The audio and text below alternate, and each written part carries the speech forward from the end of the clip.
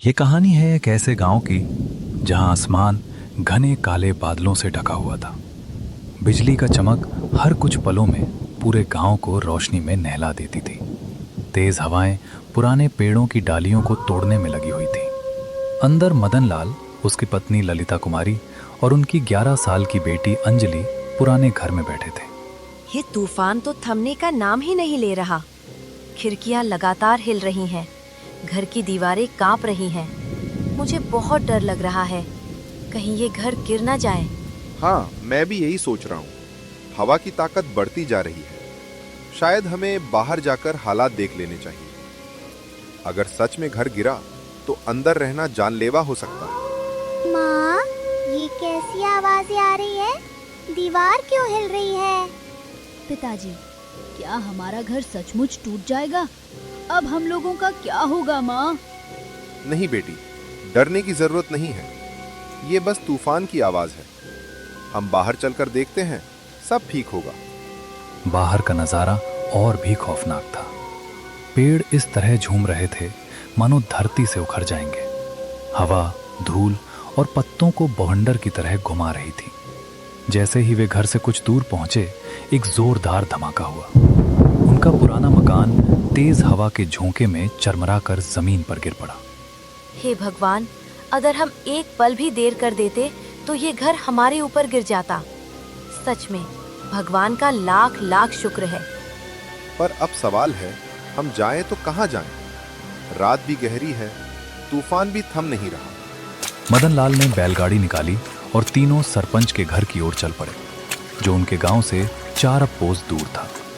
बैलगाड़ी के टाप कीचड़ भरे रास्ते पर छम छम की आवाज आ रही थी। आसमान में बिजली की आवाज गूंज रही है। अंजलि माँ के पास डरी हुई बैठी थी। हिम्मत रख बेटी, हमने बरसों सरपंच जी के खेतों में काम किया है। वो हमेशा हमारा ख्याल रखते आए हैं। यकीनन इस बार भी मदद करेंगे।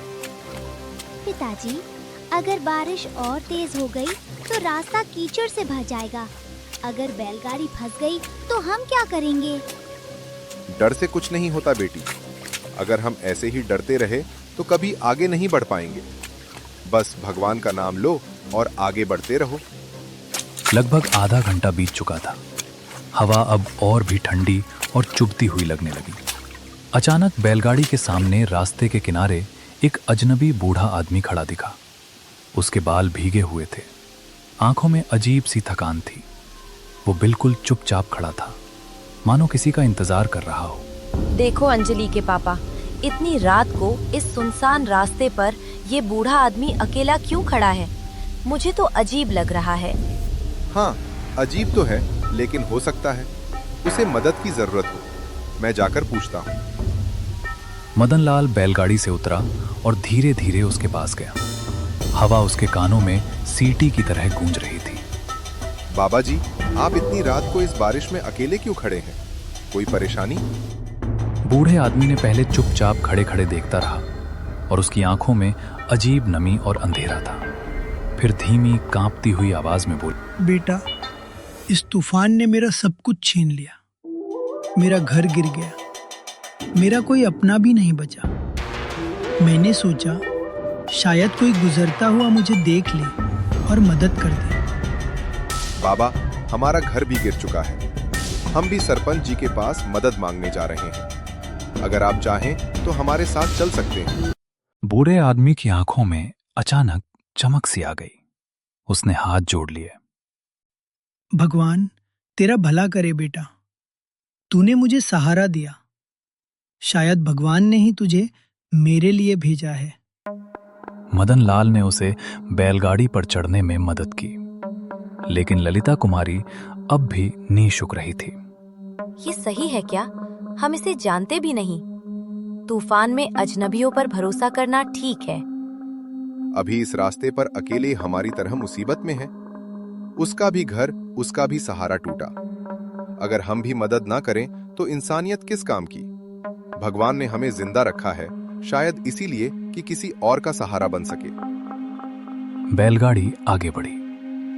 अब उसमें 4 लोग थे, मदन लाल, ललिता कुमारी, अंजलि और वो बूढ़ा आदमी। लेकिन उनकी यात्रा अब और भी रहस्यमय होने वाली थी। कुछ दूर आगे जाते ही सड़क दो रास्तों में बंट गई। एक रास्ता सरपंच के गांव की ओर जाता था और दूसरा एक पुरानी जजर हवेली की तरफ। उस हवेली के बारे में गांव में तरह तरह की कहानियां मशहूर थी। कहा जाता था कि सालों पहले वहां एक जमींदार परिवार रहता था, लेकिन किसी श्राप की वजह से पूरा परिवार अचानक मौत का शिकार हो गया। तब से वो हवेली वीरान पड़ी थी। मदन लाल, ये वही हवेली है ना जिसके बारे में लोग कहते हैं कि वहाँ अजीब अजीब आवाजें आती हैं? हाँ, वही है। लेकिन हमें उस रास्ते से नहीं जाना।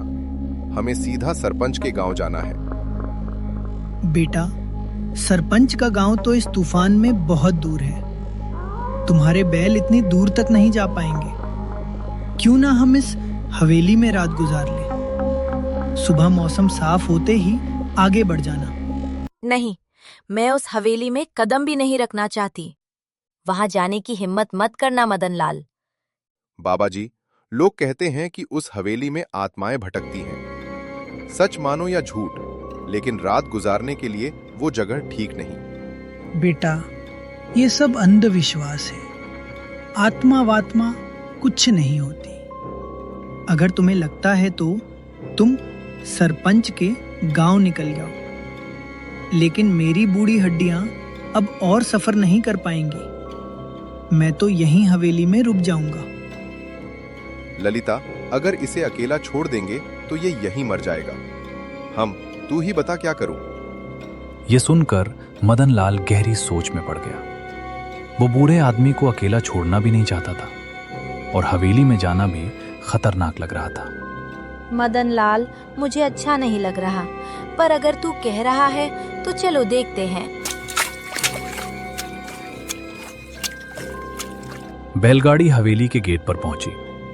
लोहे का बाहरी गेट आधा टूटा हुआ था, हवा में हिल रहा था। पिताजी, दरवाजा अपने आप क्यों खुल गया? शायद हवा के दबाव से खुला होगा। अंदर पहुंचे। हवेली के बड़े हॉल में टूटी फूटी कुर्सियां और जाले लगे झूमर लटके हुए थे। दीवारों पर पुराने चित्र टंगे थे, जिनकी आंखें अंधेरे में चमकती सी लग रही थी। हे भगवान, ये जगह तो मुझे बिल्कुल भी अच्छी नहीं लग रही। लगता है जैसे कोई हमें घूर रहा हो। चुप रहो, अंजलि को और मत डराओ। बस ये रात निकालनी है, सुबह होते ही निकल जाएंगे। बूढ़ा आदमी सबसे आगे बढ़ा।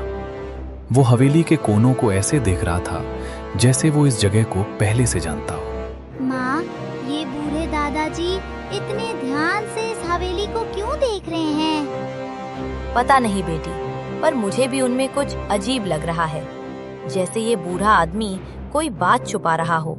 रात कहराती जा रही थी। चारों लोग हवेली के पुराने कमरे में बैठ गए। मदन लाल ने बैग से लकड़ियां निकालकर आग जलाई ताकि कमरे में थोड़ी रोशनी और गर्मी बनी रहे।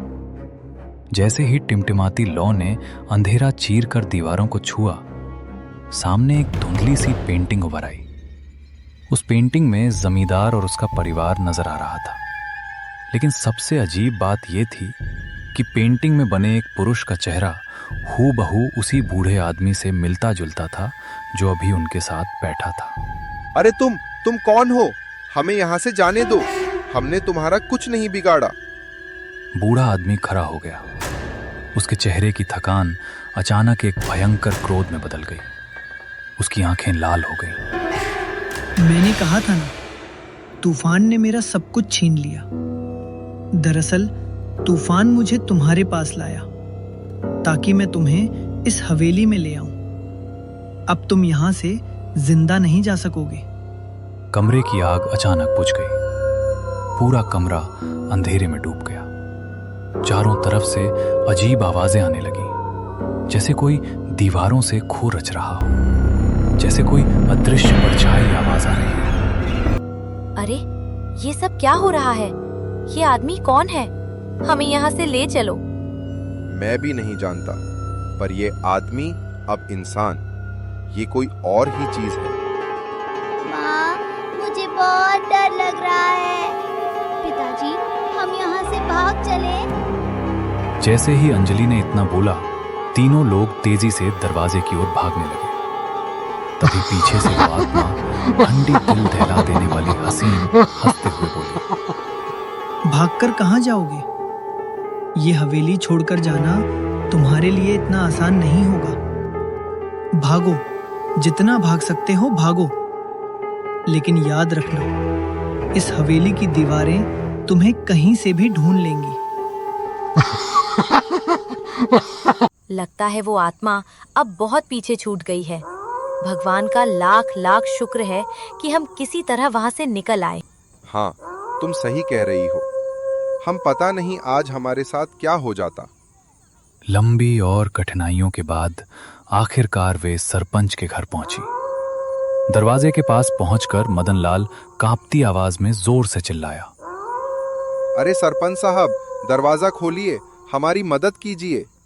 अरे सरपंच साहब, दरवाजा खोलिए, हमारी मदद कीजिए। अरे इतनी रात को कौन बाहर चिल्ला रहा होगा? हमें आधी रात को दरवाजा नहीं खोलना चाहिए। अरे तुम ये कैसी बात कर रही हो? अगर कोई मुसीबत है तो हम चुप कैसे बैठ सकते हैं? हमें दरवाजा खोलना ही पड़ेगा। सरपंच दरवाजा खोलकर बाहर निकलता है। बाहर उसे मदनलाल का परिवार खड़ा दिखाई देता है। मदनलाल, इतनी तेज बारिश और आधी रात के इस वक्त तुम यहाँ क्यों आए हो? क्या कोई मुसीबत है? और यह तुम्हारी बेटी तो ठंड से कांप रही है। जाओ बेटी, घर के अंदर चले जाओ, मैं तुम्हारे पापा से बात करता हूँ। अंजलि और ललिता कुमारी सरपंच के घर के अंदर चली जाती हैं। सरपंच साहब, तेज बारिश के कारण हमारा घर गिर गया है। इसी वजह से मैं आपसे मदद मांगने आया हूँ। अरे मैं भला तुम्हारी क्या मदद कर सकता हूँ? मैं भी तो इसी छोटे से घर में रहता हूँ। लेकिन हाँ, तुम्हें एक रास्ता जरूर बता सकता हूँ। सरपंच साहब, वो कौन सा रास्ता है? इस जंगल के बीच में एक हवेली है जो हमारे पूर्वजों की है। तुम चाहो तो वहां जाकर रह सकते हो। अरे हम तो अभी अभी उस हवेली से होकर आ रहे हैं, लेकिन अब हम कभी भी वहां नहीं जाएंगे, चाहे ठंड में कांपते कांपते मर ही क्यों ना जाए, पर उस हवेली में कदम नहीं रखेंगे। अरे मदनलाल, तुम कहना क्या चाहते हो? साफ साफ बताओ। हम यहां आ ही रहे थे कि तभी रास्ते में एक बूढ़ा आदमी मिला। उसने हमें बहला फुसलाकर हवेली तक ले गया, लेकिन वो आदमी इंसान नहीं था, वो एक आत्मा थी। किसी तरह जान बचाकर हम वहां से निकल पाए और यहां तक पहुंचे हैं। ऐसी बकवास बातें सुन सुनकर गांव वालों ने मुझे हवेली पर कभी नहीं जाने दिया। मैं बड़ा हो गया पर फिर भी कभी हवेली के अंदर नहीं गया। अब और इस छोटे से घर में पड़े रहने का सवाल ही नहीं। आज मैं हवेली जाऊंगा और वहीं रहूंगा। यदि वहां कोई आत्मा है तो एक बार मेरे सामने आकर दिखाएं, मैं उसे जिंदा नहीं छोड़ूंगा। सरपंच साहब, आप समझ ही नहीं रहे। इतनी बड़ी हवेली कोई बेवजह छोड़कर नहीं जाता। वहां कुछ गड़बड़ जरूर रही होगी। तुम जो कुछ भी कहो, आज मेरा फैसला नहीं बदलेगा। जाओ और गांव के तांत्रिक रमनजीत को बुला कर लाओ। आज जो कुछ भी होगा, रमनजीत के साथ मिलकर उसका सामना करूंगा। कुछ ही देर में मदनलाल रमनजीत तांत्रिक को लेकर आ गया। तीनों बैलगाड़ी में बैठ गए और बैलगाड़ी धीरे धीरे जंगल के सुनसान रास्ते पर चढ़ने लगी। सरपंच बेहद गुस्से में था। धीरे धीरे वे हवेली के विशाल लोहे के गेट के पास पहुंच गए। सरपंच साहब, हाथ जोड़कर कहता हूं, अभी भी समय है, चलिए लौट चलते हैं। अरे मदनलाल, तुम्हें मेरी शक्तियों का अंदाजा नहीं है। डर मत, अंदर चलो और देखो मैं उस भूत को कैसे सबक सिखाता हूं। तांत्रिक के इतना कहते ही तीनों धीरे धीरे हवेली के अंदर की ओर बढ़ते हैं। जैसे ही वे भीतर पहुंचते हैं, सरपंच गुस्से से चिल्लाकर कहता है, कहाँ है रे? सामने आ, मैं तुझे सबक सिखाऊंगा। कितने सालों से तूने मेरी हवेली पर कब्जा कर रखा है? सरपंच के इतना कहते ही अचानक काला धुआं उड़ने लगा और उसके बीचों बीच वो आत्मा बूढ़ा आदमी प्रकट हो गई। अच्छा, तो इतने सालों के बाद तू आज मेरे हाथों ही मरने आया है? मैं मरने नहीं आया, मैं तुझे इस हवेली से बाहर निकालने आया हूँ। सीधा यहाँ से निकल जा, वरना मैं तांत्रिक से कह दूंगा और तुझे भस्म करा दूंगा। और मैंने तेरा क्या बिगाड़ा है जो तुम इतने सालों से मेरी हवेली पर कब्जा कर रखा है? हाँ, तूने मेरा कुछ नहीं बिगाड़ा, पर तेरे पूर्वजों ने मेरा सब कुछ बिगाड़ दिया था। वर्षों पहले मेरे पिताजी ने तुम्हारे दादाजी से कर्ज लिया था, जो बढ़ता ही गया। कर्ज चुकाने के लिए मैं उस हवेली में नौकर की तरह काम करता था। वहां तुम्हारे दादाजी और तुम्हारे परिवार के लोग मुझे ठीक से खाना तक नहीं देते थे। एक दिन पैर फिसलने से गिरकर मर गया। मेरी मौत के बाद भी तेरे दादाजी ने कर्ज वसूल करने के लिए मेरे बूढ़े माता पिता को कर्ज में जकड़ कर रख दिया। क्या तेरे दादाजी को सिर्फ पैसे याद रहे? मेरी मौत का हिसाब किसने दिया? तब से मेरी आत्मा इस हवेली में भटक रही है। आज मेरा बदला पूरा होगा। मैं तुझे छोड़ने वाला नहीं हूं। इतना कहते ही आत्मा सरपंच की ओर बढ़ने लगी, लेकिन तभी तांत्रिक रमनजीत ने अपना कमाल दिखाया। उन्होंने मंत्र बोलना शुरू किया। मंत्र बोलते ही आत्मा राग बनकर उड़ गई। पल भर में वातावरण कुछ शांत हो गया। रमनजीत, इसे जाने दो। मुझे अब इस हवेली की कोई जरूरत नहीं।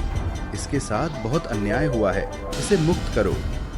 सरपंच साहब, आप समझ नहीं रहे। ये आत्मा आपके पूरे खानदान को चैन से जीने नहीं देगी। जब तक इसकी पीड़ा शांत नहीं होगी, तब तक इसे शांति नहीं मिलेगी। इससे अच्छा है कि आप कोई शुभ हवन करवाएं, ताकि इसकी मुक्ति हो जाए और ये आत्मा हमेशा के लिए आजाद हो सके। उसकी कहानी सुनकर मदन लाल और सरपंच की आंखों में आंसू छलक उठे। ठीक है रमन जी, इसकी मुक्ति के लिए चाहे मुझे कितना भी बड़ा हवन क्यों ना करवाना पड़े, मैं करवाऊंगा और इसे मुक्ति दिलाऊंगा।